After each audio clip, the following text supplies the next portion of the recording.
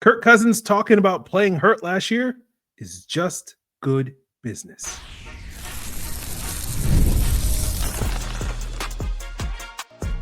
You are Locked On Falcons, your daily Atlanta Falcons podcast. Part of the Locked On Podcast Network, your team every day. Welcome back, everyone, to another illustrious episode of the Locked On Falcons podcast, your daily Atlanta Falcons podcast, part of Locked On Sports Atlanta, your team every day. And today's episode is brought to you by PrizePicks. Go to prizepicks.com/LockedOnNFL and use code in all lowercase LockedOnNFL to win $50 instantly when you play $5. So if you don't know me, I'm your very humble host, Aaron Freeman, a.k.a. Mr. Drew, a.k.a. the Jolly Green Giant, a.k.a. the iron that sharpens the iron, a.k.a. Mr. a.k.a. And I've been covering the Atlanta Falcons for almost 2 decades, formerly at FalcFans.com, RIP, still going strong on this illustrious podcast. And I thank each and every one of you that goes strong with me as everydayers. That means you make this podcast your first listen each and every day. And all you got to do to become an everydayer, subscribe or follow for free on YouTube, wherever you listen to podcasts. So today we are continuing our positional reviews, looking at the linebacker position from 2024, looking ahead to the 2025 offseason. We'll talk about how Kaden Elliss was a force of nature in a positive way. We'll talk about how the spot next to him was a force of nature in a negative way because it was a black hole. But we got to talk about the news of the day, which is Kirk Cousins spouting his mouth off about various things. We got to love the Falcons, man. They're never boring. Tremendous content here on the Locked On Falcons podcast. So if you missed the news, Kirk Cousins went on Good Morning Football on Tuesday and spoke about an injury that he suffered in that Week 10 Saints game that was a contributing factor to his poor play down the stretch. And we have a quote.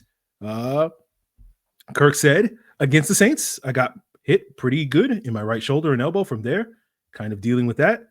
It was something that I was working through and just never really could get it to where I wanted it." So we did know that Kirk appeared on the injury report the following week when walkthrough Wednesday that the Falcons had in their lead up to the Broncos game, and he was listed with an elbow and shoulder injury.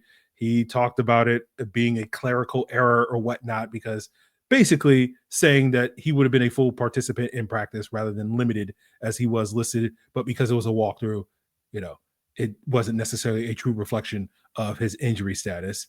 And I do recall that week, a couple of Falcon fans randomly on the internet being like, "Oh, Penix is going to start this week because Kirk is hurt."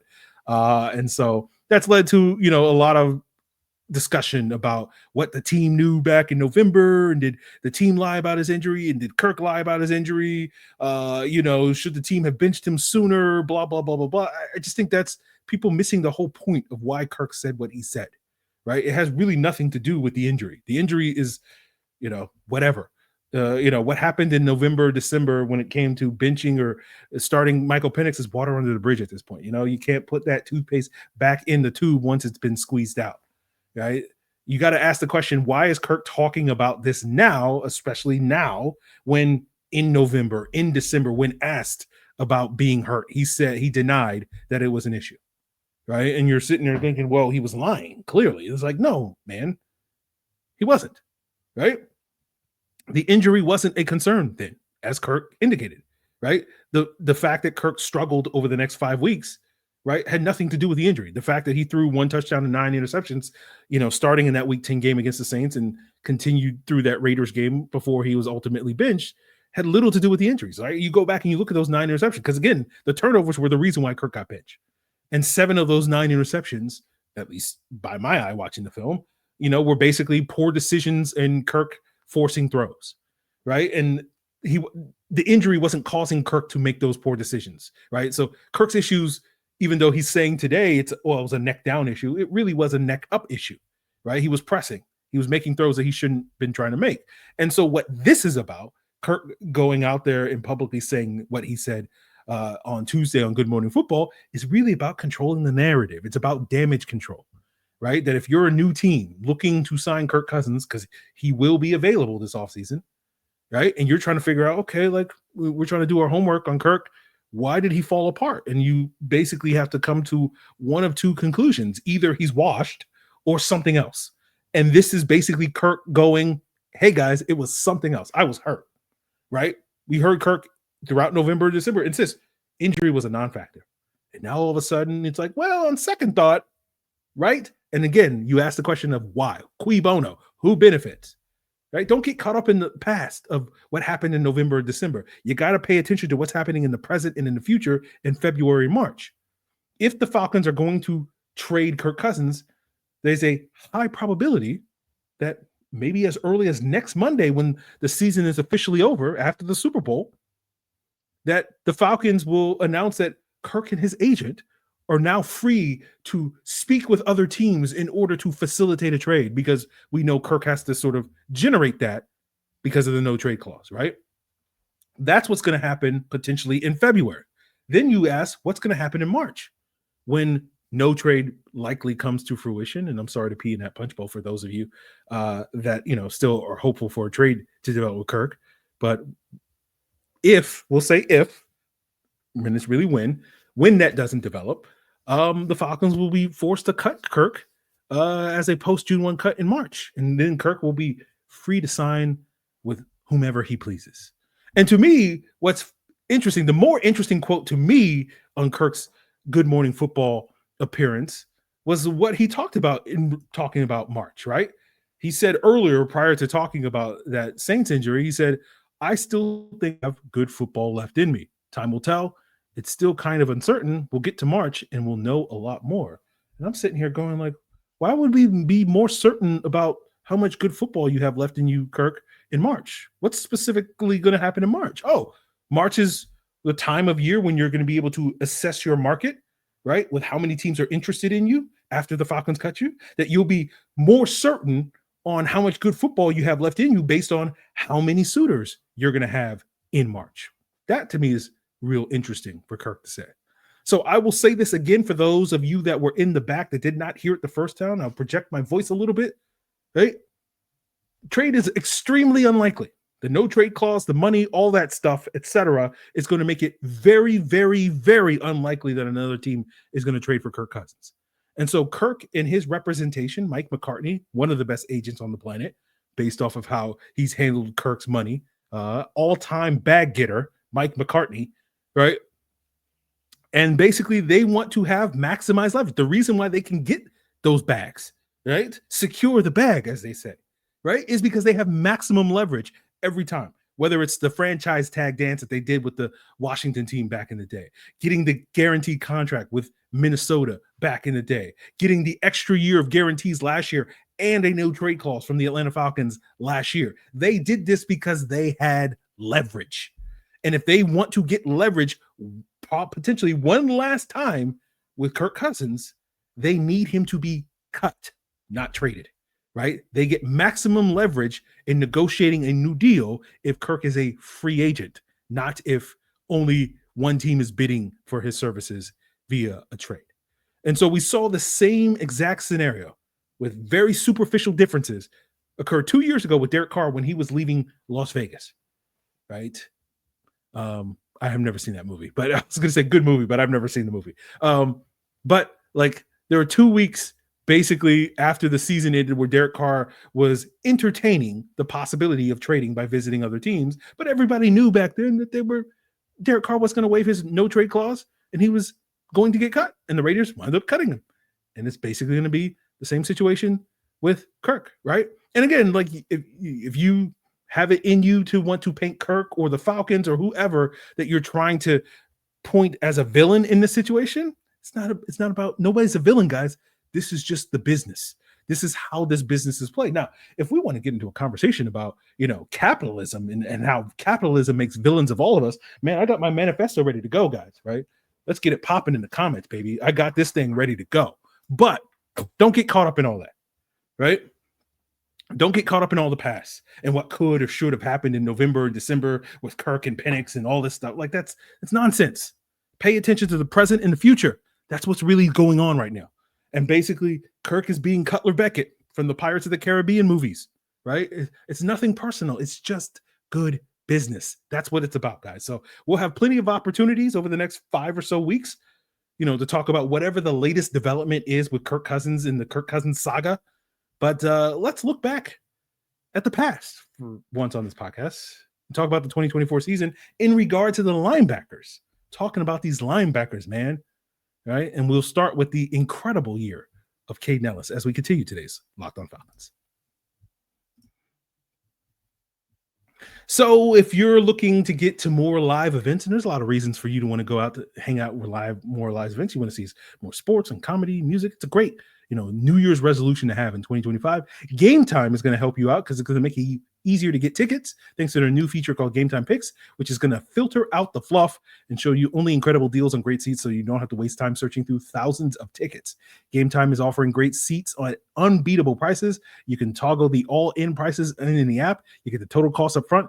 Don't have to worry about hidden fees at checkout. And we, of course, love the panoramic seat views that Game Time is giving you, where you know exactly what you're getting before you buy with those seat previews.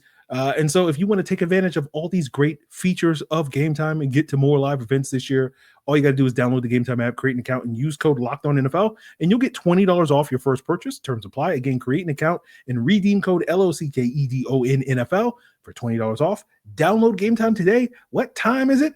Game time. So Kaden Elliss was a force of nature this past year, Hurricane Kaden Elliss, as a pass rusher. And, you saw a significant uptick in his usage as a pass rusher starting in that Week 9 game against Dallas. If you look at some of the metrics for him in the first 8 weeks, Kaden Elliss was an effective rusher during that time, but only about 16% of his passing down snaps had him rushing the quarterback according to PFF. Over the final 9, that number almost doubled to 29%.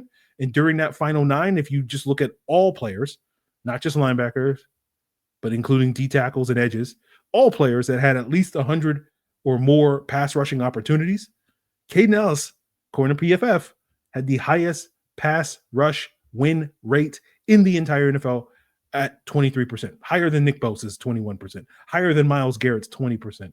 Micah Parsons, 20%. Trey Henderson, 19%. Jared Verse, 18%. So I say, hey, if you squint and you get very calculated in terms of what you want to use, Kaden Elliss was the best pass rusher in the NFL last year. Numbers don't lie, guys, right? Or he might say stature for losers, but, stature for winners, baby. Anyway, so I think this, because of Kaden Ellis' effectiveness as a pass rusher, in all seriousness, it leads to a lot of people, and I always will pour cold water on this notion because people need to educate themselves.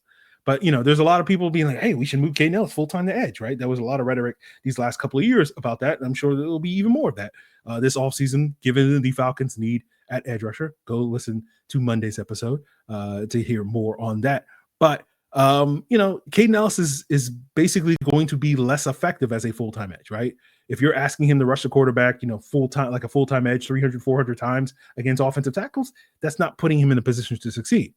Putting him in the position to succeed is asking him to be a part-time rusher that's rushing the quarterback 150, 200 times against guards and running backs that he often gets as an off-ball linebacker rushing through the A or B gap rather than trying to attack that C gap in terms of being a true edge rusher. And so we know that the Falcons love their simulated pressures. According to metrics I saw, they were tied for the NFL lead this season alongside the Miami Dolphins in terms of running simulated pressures this year.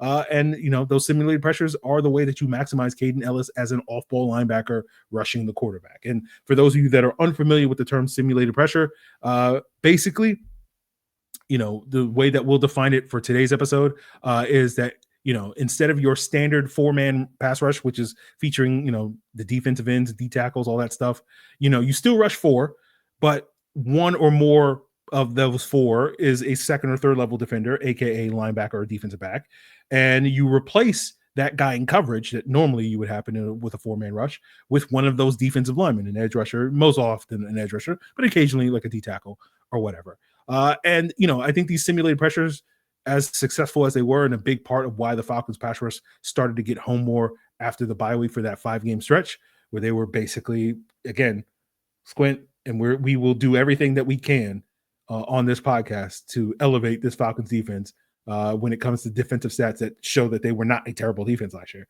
It's basically like two examples, right? They were the best pass rush in the NFL for 5 games, right?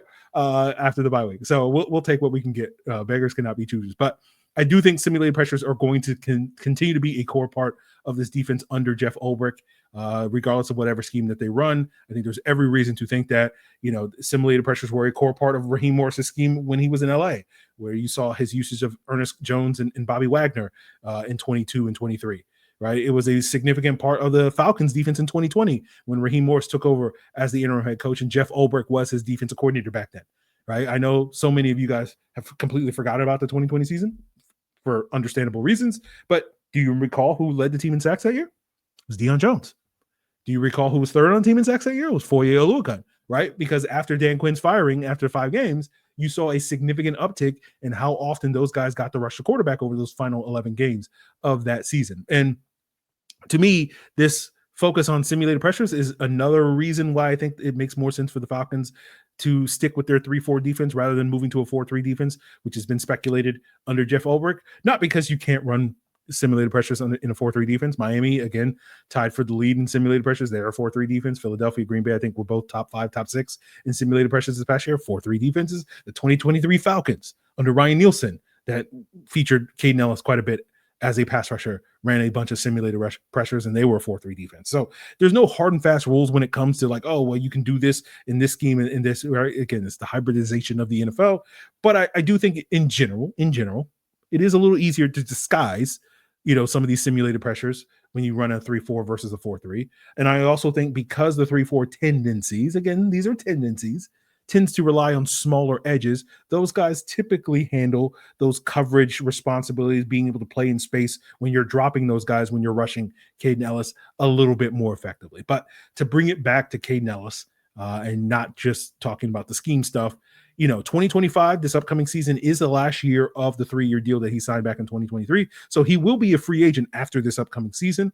And I think one way that the Falcons could explore freeing up cap space would be to potentially give Kaden Elliss like a 1-year extension, maybe tack on some void years or whatever. And based off my calculations, that could free up, up to like $3 million this year in salary cap space, which is not a massive amount. It's not going to make or break their offseason, depending on what they do with that. But, every little bit helps for this Falcons team. And I think it also, adds the added ability to, add a little bit more security and stability at this linebacker position, because right now, if you're looking at it with Kaden Elliss going into a contract year, Troy Andersen going into a contract year, Nate Landman probably as a restricted free agent coming back on a 1-year deal, JD Bertrand, whatever, going into year 2 or whatever, you have no idea at this stage, it's, standing here based off of the current contracts and whatnot, who are going to be your starting linebackers in 2026.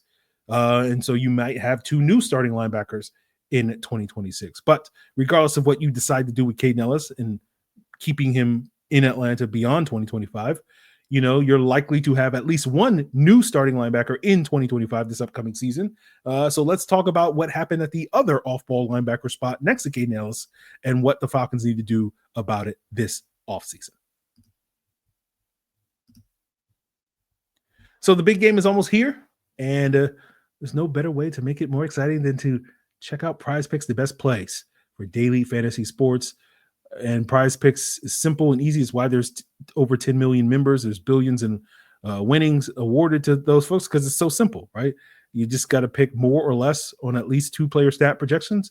And if you're right, you can win up to 1,000 times your cash. And Prize Picks even has a free pick for you for the big game where Patrick Mahomes only needs to throw 1 yard for you to win. And you pair that with 1 more correct pick and you're cashing out.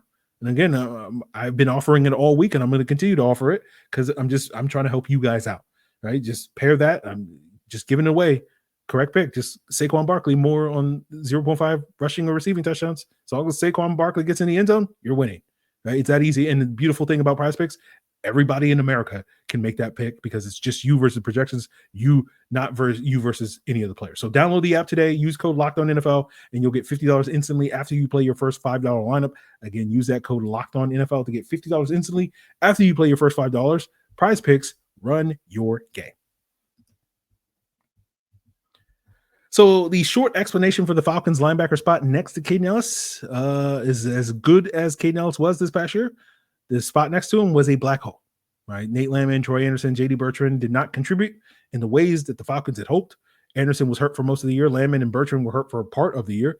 Landman's play fell off a cliff in 2024, in part due to the injury, in part due to the new coaching staff and defensive scheme working, let's say, less hard, softer, to hide his deficiencies as much as the old one under Ryan Nielsen did, right? We know that Landman's a good downhill run defender, but lacks the speed, lacks the range to make tackles outside the box, and is a liability in coverage. And the previous scheme was like, we're going to pull him off the field as much as possible on third downs because we're going to play dime almost exclusively on third downs rather than having Nate Landman out there. And, Landman is a, linebacker from a bygone era, right? Now, if you're a Gen Z Falcon fan, like I'll give you a pass because you probably don't remember Curtis Lofton and Ed Hartwell, but that's the type of linebacker that Nate Landman is. And so all that hype that he had coming off of an impressive 2023 season kind of fizzled pretty quick. He is a restricted free agent. I do expect him back, but I'll be curious to see how the Falcons handle this. If the Falcons tender him at the lowest level for a restricted free agent, which is about $3.2 million based off of current projections, I think you could save some money by not doing that, right? You could save potentially like $2 million by not tendering him, making him an unrestricted free agent, and then saying, hey, here's a 1-year veteran minimum contract for around $1.2 million. That's how I would personally handle it because I don't think Nate Landman is worth $3.2 million. I think he's certainly worth $1.2 million, veteran minimum stuff. And I would offer that. And if he can get a better offer elsewhere, and so be it. Because, if all things go according to plan, like to me, he's going to be like the 5th linebacker on the team this upcoming season. And that's basically just going to be a backup and special teams player. And like that to me is something that is easily able to replace it. I think JD Bertrand is probably better suited to play that role just because he's going to bring a little bit more juice in terms of coverage units and whatnot, playing special teams. But I do expect Landman back, but I'll be very curious to see how the Falcons play it. So it's not a sure thing that he will be back in 2025. But you look at Troy Andersen. Troy Andersen has all the makings of being, what works as a modern day NFL linebacker, the size, the speed, the coverage ability. Just can't stay healthy, right? He missed 15 games last year with the torn pec. He missed 9 games in 2024 with an undisclosed knee injury. I suspect it's a significant MCL sprain, but maybe we'll get more specifics on that at a later date in terms of what type of injury he was dealing with throughout the season. I'm still a believer in Troy's untapped potential, but I think there's almost no incentive for the Falcons, as has been the case the last 2 years, to try and tap that potential going into the 2025 season, right? It's basically you tried that twice, you swung and you missed. You got 2 strikes against you. No reason for you to take a swing at this third time and potentially risk a strikeout at this stage. And so I feel like the Falcons definitely need to go out there and get more help at the linebacker position. It's one of 5 spots, in my opinion, on the defensive side of the ball where the Falcons need starting caliber play: edge rusher, nose tackle, corner, safety, and linebacker. And there was certainly a point during the season where I thought linebacker was more of a want than a need, because at that time, I thought Troy Andersen was going to come back healthy and play well in the back half of the season. Then Troy Andersen went on IR, and it was like, okay, well, that dream is dead. So I think the Falcons will have several paths to upgrading this position: free agency, the draft, maybe trade. You look at free agency, Jamie Sherwood of the Jets, similar speed coverage linebacker like Troy Andersen. A lot of speculation given the Jeff Ulbrich and Mike Rutenberg connection that, he'll be a top free agent target for the Falcons come March. You got Drake Greenlaw for the 49ers, another coverage maven linebacker that should be had on the open market. I don't think either one of those signings will be cheap, because I think they'll be, some of the top guys. I've seen some, contract speculation on maybe you can get them for $6 or $7 million. I'm sitting here going like, I think that, there's a decent chance either one or both of those guys sign for $10 million or more, given how the linebacker market has been the last couple of years, but we'll see on that. But, if you're looking for guys that are less coverage suited and more have an overlapping skill set with Kaden Elliss, Ernest Jones, who played for Raheem Morris in LA, Zach Bond, are kind of the headliners in terms of those hybrid pass rushing linebackers and whatnot. You got Jermaine Pratt, Alex Singleton. Those are guys that I've seen a lot of speculation that they'll be cap cuts, among others. There'll also be some mid-level free agents I think the Falcons will be able to sign that are cheaper than some of these guys that we're talking about. But, you kind of get what you pay for. So if you're only willing to spend $3 million on a linebacker position instead of $7 million or $10 million or $12 million or whatever, you're probably going to get, a similar return on investment in that regard, a lower return on investment. So, you reap what you sow in that regard. Now, when it comes to the draft, in a few weeks for the Locked On Falcons Insider, I'll do a deeper look on this linebacker draft class. But from what little I've seen and glimpses I've seen so far, I think there will be options for the Falcons if they're willing to spend premium draft capital, like round 1, round 2 type picks, for some plug and play options that will have that sort of complementary speedy coverage guy skill set that you think complements Kaden Elliss particularly well. I also think the Falcons can explore some trade possibilities, right? Give the Packers a call, right? Talk to them about, hey, Quay Walker's not working out great with you guys. You guys look like you're ready to move on from him. Send him our way, right? He's been up and down this past few years, right? When he's been good, he's been very good, but it's been few and far between these last couple of years, and that might be a worthwhile reclamation project as he heads into his contract year. They'll have to decide if they're going to give him that 5th-year option, and it doesn't seem like it's trending in that direction, but we'll see on that front, just because, I think I had to double check, but I think it's like $16 million or something for the linebacker position, given the edge rushers and whatnot. And I don't think the Packers are like, yeah, we definitely want to sign up for $16 million of Quay Walker. But we know that the Falcons lack draft capital. And so, a trade at this time looks like, of these options, free agency, draft, trade, seems the least likely that they'll be able to pull off. But, you never know. They might be able to accumulate some draft capital. Maybe trading for Kirk Cousins, right? You send Kirk Cousins away for a 5th-round pick and you then send it to the Packers for, Quay Walker or something like that. So we'll see how, if that plays out. But I think what the type of linebacker the Falcons are going to be looking for, they're going to be looking for that speedy coverage type guy. When you look at whether Jeff Ulbrich was here in Atlanta or New York, that has been always the type of linebacker that they have valued in both of those stints. Typically smaller guys, fast guys that can cover, all that sort of stuff. So, run and hit guys, right? And so I would expect that trend to continue this offseason for whomever the Falcons do target to potentially upgrade that spot next to Kaden Elliss. And so the question to me is going to be how big a priority that is going to be. It's going to be fascinating to watch in the coming weeks and months. Are they going to be willing to spend premium dollars in free agency? Are they going to be willing to spend premium draft picks, potentially a 1st or 2nd round pick on the linebacker position this offseason? Because if, they want to get a good player, again, I don't think we'll see how it all plays out. But I think waiting until the 4th round or, trying to only spend $3 million at this position is not going to move the needle to the degree that I think you should want it to, right? Again, because the goal is for the Falcons to actually have a halfway decent defense, what a crazy concept, right? Not be complacent about it, that whole thing. So, do they wind up settling for more of a stopgap option in terms of a cheaper free agent or a mid-round pick? We'll see. So I think that'll be something fascinating to watch. But I get the feeling right now that, depending on how free agency plays out, it will be a priority, either because they will target somebody in that first wave of free agency, like a Jamie Sherwood, or they will target a guy very early in the draft, potentially round 2, I think, at this stage. So we'll see how it all plays out. But yeah, guys, that's it. That's our positional breakdown. We'll see what, topics derail the conversation about our positional breakdown tomorrow, where we'll be talking more about that cornerback position, talking about, AJ Terrell doing great. Everybody else, again, it's a similar conversation we're having linebacker. Like, hey, AJ, you're doing great. Everybody else, I don't like what you're doing. Not a fan. So we'll see what's what when it comes to that, and then we'll wrap up the week with the safety position. And so continue to make Locked On Falcons your first listen so that you don't miss an episode as we, look back at the season before officially the 2024 season ends on Sunday evening. With the big game between the Philadelphia Eagles and Kansas City Chiefs.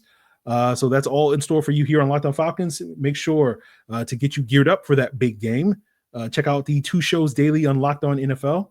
I'm sure they have still ongoing conversations about, Myles Garrett and Kirk Cousins and, coaching searches and all that stuff. So Locked On NFL is going to keep you covered for all the other stories outside of Atlanta that,